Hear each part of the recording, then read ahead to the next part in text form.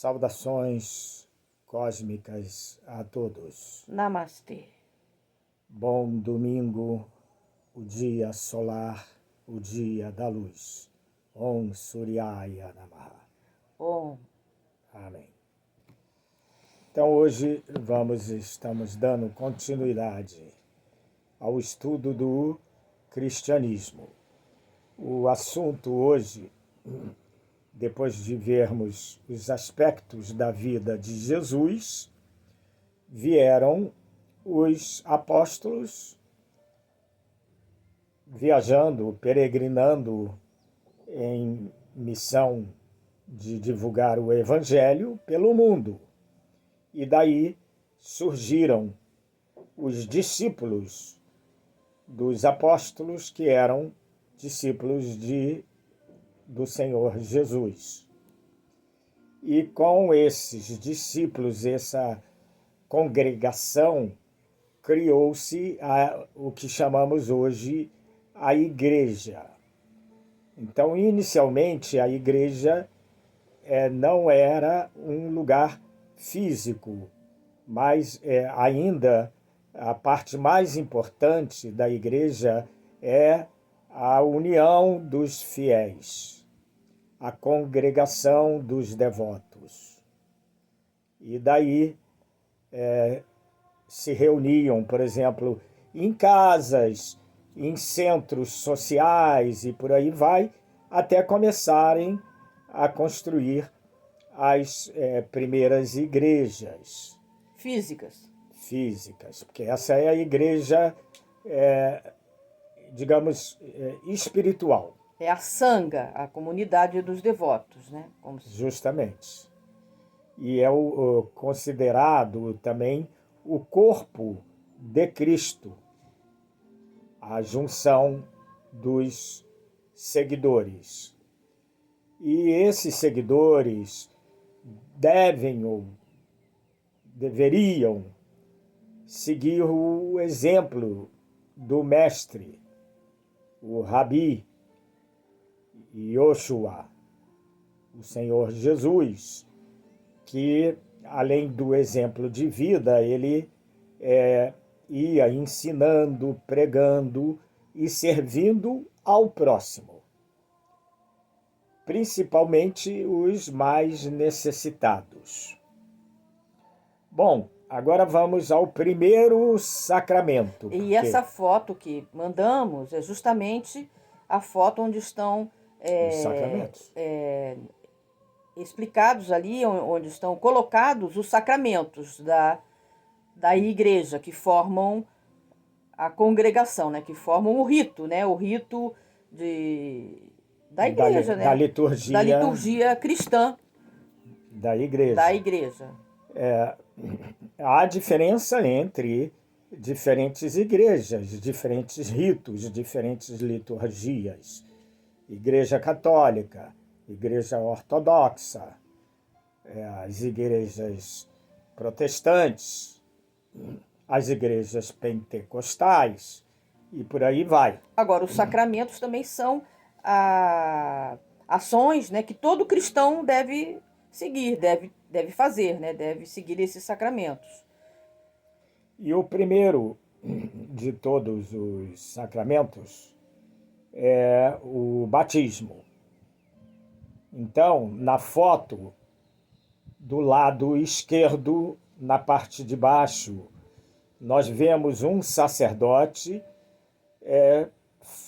fazendo o batismo com os pais e os padrinhos.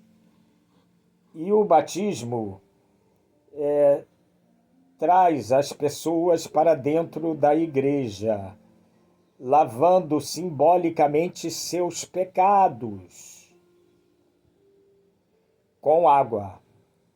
É o sacramento mais importante, mostrando a aceitação dos fiéis pela igreja. Quer dizer, a igreja está aceitando aquele novo membro. E dá segurança a eles de uma nova vida em Cristo Jesus, que sobrepuja a morte. E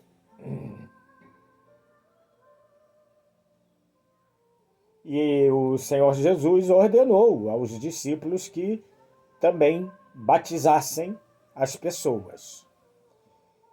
O segundo sacramento, a Eucaristia, também foi ordenado pelo Senhor Jesus, porque ele, durante a ceia da Páscoa, ele criou o ritual mais importante da missa, que é a Eucaristia, que repartir o pão, né? Porque é uma comunhão, Uma né? comunhão. Busca a comunhão, a energia de unir-se a Jesus através do pão, que simboliza o corpo, e do vinho, ou que simboliza o sangue. Então, a Eucaristia é chamada esse ritual da missa, que tem o aspecto da transubstanciação, que significa como que o pão se transforma no corpo, o corpo se transforma no pão, e como o vinho se transforma no sangue, o sangue se transforma no vinho. Na verdade, é uma coisa simbólica para vibracionalmente, coração a coração, se comungar, se unir à vibração crística, que todos devemos procurar atingir, entrar em sintonia, tornar-se uno com Cristo, assim como ele nos disse: eu e o Pai somos um. Então temos que nos tornar unos com Cristo através da prática da Eucaristia, na qual acontece a transubstanciação. Muito fantástico. Nesse sacramento Eucaristia está incluído também a primeira comunhão. Isso, que a pessoa faz. É importante, né? A primeira comunhão está incluída aí nesse sacramento. A cerimônia da primeira comunhão.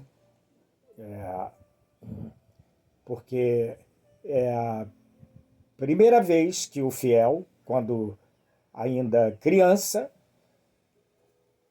pratica a Eucaristia, a união espiritual com Cristo. Então é muito importante a primeira comunhão. Por exemplo, você não, a criança ainda pequena não vai. Ele tem uma certa idade, de quase adolescente, para fazer a primeira comunhão. Muito bem. Depois nós temos da Eucaristia, a pessoa vai fazer a crisma. Sim, pode, sim, desde criança a pessoa pode ir praticando a oração, a prece. E toda a igreja reserva um lugar para as pessoas rezarem em louvor a Deus. E muitas igrejas possuem uma área especial, um canto assim reservado, que é tipo uma capela, para preservar o silêncio necessário para essa oração, o momento de você falar com Deus e ouvir a Deus internamente em você, ou falar com Jesus, ou falar com os santos e ouvir eles em seu coração. Coração não significa o órgão do corpo humano, mas a sua energia primordial. Depois disso, sim, nós temos a crisma, que é outro sacramento. E na crisma, os fiéis reafirmam seus votos feitos no batismo. E o bispo, então, unge a testa do crismado. Muito bem, aqui na foto nós temos do lado esquerdo, no segundo plano, uma criança, um adolescente ajoelhado na frente do bispo, ungindo a testa do adolescente que naquele momento recebe a crisma. E os apóstolos também impunham as mãos sobre os cristãos como um sinal externo dos dons do Espírito Santo. Ou seja, eles também, através da crisma, transmitiam a energia do Espírito Santo para o devoto ou devota que estavam realizando a crisma. Aí depois temos também a confissão como outro sacramento. Confissão e penitência. Muitos devotos praticam penitências depois da confissão, mas os mais assim estritos, eles até praticam antes, porque a penitência sempre nos purifica. E nessa confissão você chancela os seus pecados, eles se tornam exteriorizados, como se lavrasse um documento. E eles são ditos no confessionário, ao sacerdote. E o sacerdote, então, indica as penitências que devem ser praticadas para se extinguir as reações daquele pecado, ou daqueles pecados. Aí depois nós temos a ordenação dos sacerdotes, presbíteros, diáconos e bispos da igreja. E é um sacramento também, um ritual, no qual eles recebem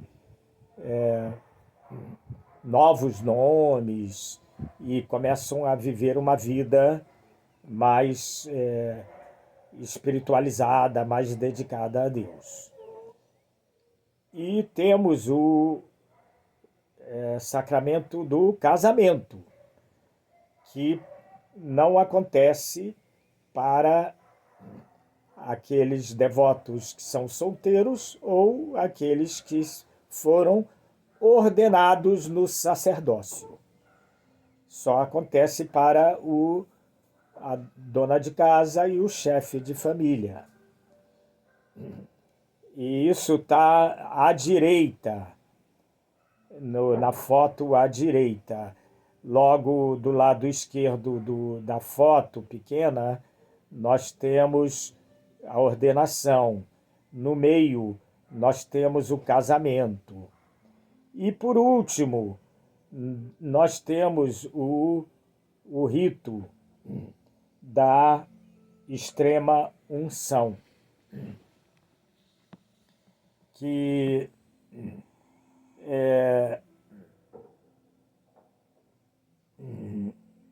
é feita pelo sacerdote na hora que o doente já está praticamente desencarnando.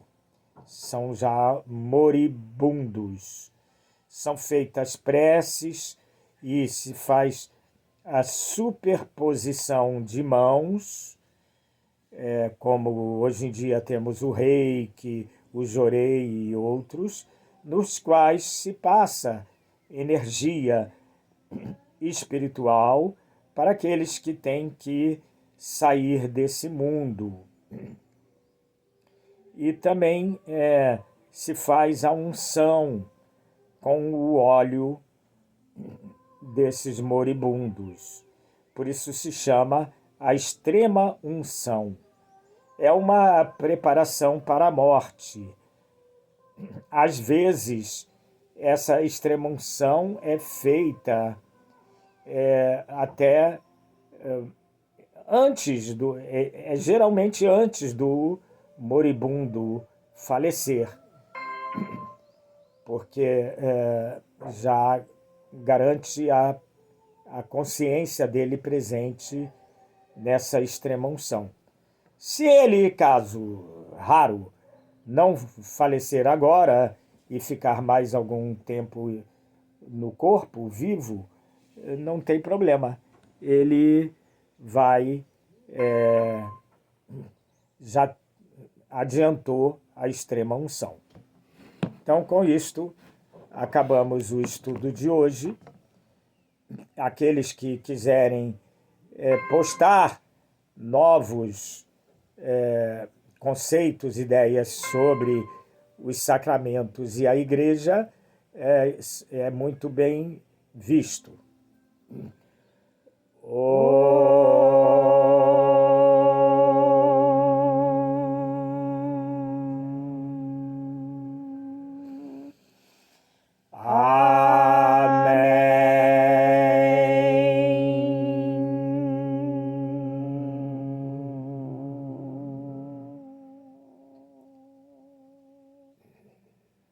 Que todos sejam felizes, que todos tenham a paz. Om.